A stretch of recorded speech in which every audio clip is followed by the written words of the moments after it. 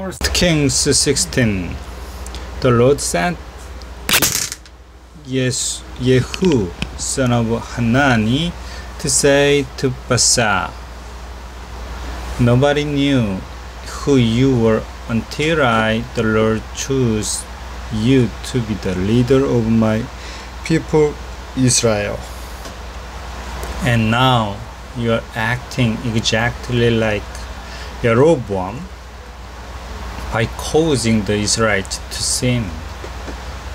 What you've done has made me so angry that I will destroy you and your family, just as I did the family of Jeroboam. Dogs will eat the bodies of your relatives who die in town, and vultures will eat the bodies of those who die in the country." Baasa made the Lord very angry, and that's why the Lord gave Yehu this message for Baasa and his family. Baasa constantly disobeyed the Lord by following Jeroboam's sinful example, but even worse, he killed everyone in Jeroboam's family. Everything else Baasa did while he was king, including his brave deeds, is written in the history of the kings of Israel. Baasa died and was buried in Tirzah, and his son Elah became king. King Elah of Israel, Elah son of Baasa, became king of Israel after Asa had been king of Judah for 25 years, and he ruled from Tirzah for 2 years. Zimri commanded half of Elah's chariots, and he made plans to kill Elah. One day, Elah was in Tirzah, getting drunk at the home of Arjah, his prime minister, when Zimri went there and killed Elah. So Zimri became king in the 27th year of Asa's rule in Judah. As soon as Zimri became king, he killed everyone in Baasa's family. Not one man or boy in his family was left alive. Even his close friends were killed.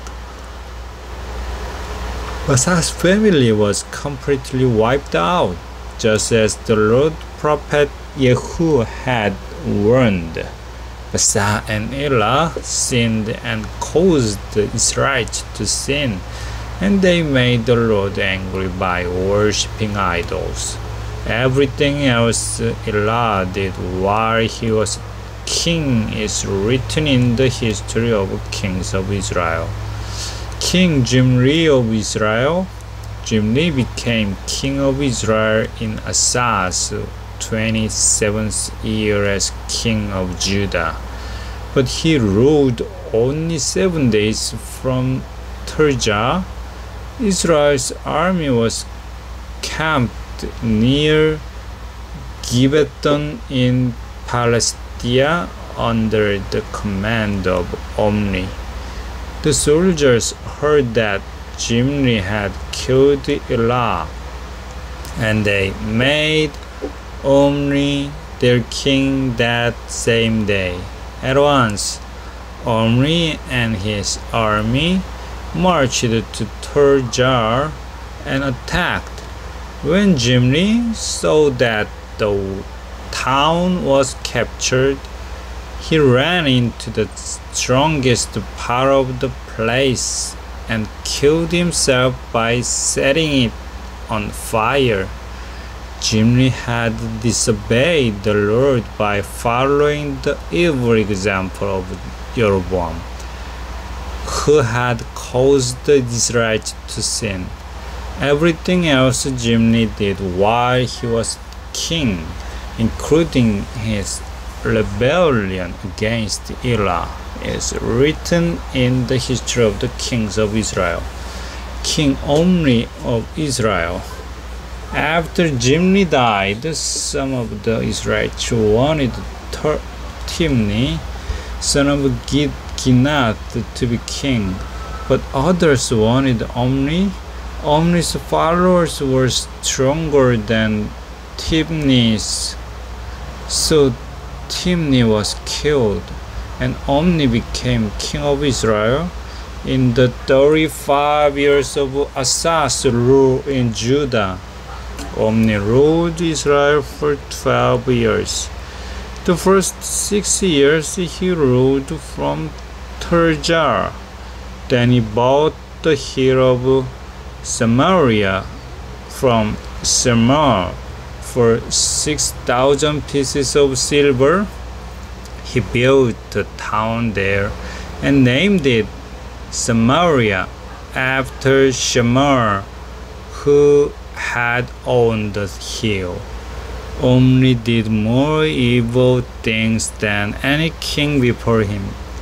He acted just like Jeroboam and made the Lord God of Israel angry by causing the Israelites to sin and to worship idols.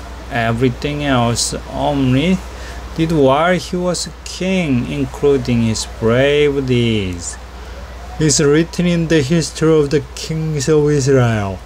Omri died and was buried in Samaria, and his son Ahab became king. King Ahab of Israel. Ahab, son of Omri, became king of Israel in the 38 years of Asa's rule in Judah, and he ruled 22 years from Samaria. Ahab did more things to obey the Lord than any king before him. He acted just like Jeroboam. Even worse, he married Jezebel, the daughter of King Asbal of Sidon, and started worshipping Baal. Ahab built an altar and temple for Baal in Samaria and set up a sacred pole for worshipping the goddess Asherah. Ahab did more to make the Lord God of Israel angry than any king of Israel before him. While Ahab was king, a man from Bethel named Hiel rebuilt the town of Jericho. But while Hiel was laying the foundation for the town wall, his oldest son Abiram died, and while he was finishing the gate, his youngest son Segub died. This happened just as the Lord had told Joshua to say many years ago. 1 Kings 17. Eliah stops the rain. Eliah was a prophet from Tishbe in Gilead. One day he went to King Ahab and said, I am a servant of the living Lord, the God of Israel, and I swear in his name that it won't rain until I say so. There won't even be any dew on the ground. Later, the Lord said to Eliah, Let me go across the Jordan River so you can hide near Cherith Creek. You can drink water from the creek and eat the food I've told the raven to bring you. Eliah obeyed the Lord and went to live near Cherith Creek. Raven brought him bread and meat twice a day, and he drank water from the creek. But after a while, it dried up because there was no rain. Eliah helped the widow in Zarephath. The Lord told Eliah, Go to the town of Zarephath in Sidon and live there. I've told the widow in that town to give you food." When Eliah came near the town gate of Zarephath, he saw a widow gathering sticks for a fire. "Would you please bring me a cup of water?" he asked.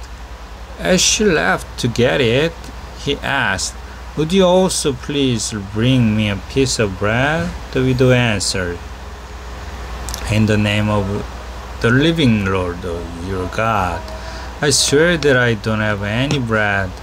All I have is a handful of flour and a little olive oil.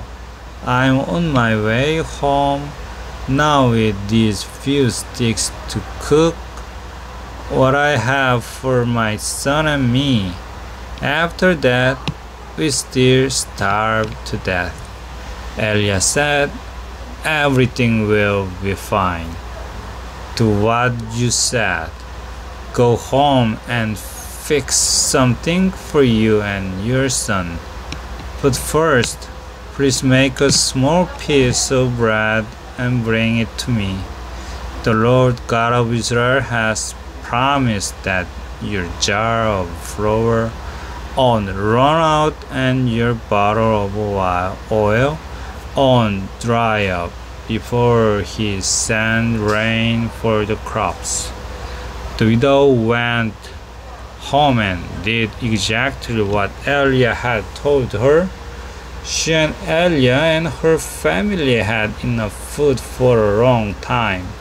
The Lord kept the promise that his prophet Eliah had made, and she did not run out of flour or oil.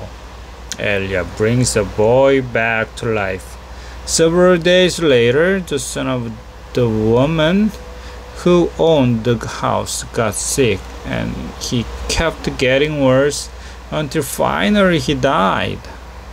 The woman shouted at Eliah, What have I done to you? I thought you were God's prophet. Did you come here to cause the death of my son as a reminder that I've sinned against God? Bring me your son." Eliah said. Then he took the boy from her arms and carried him upstairs to the room where he was staying.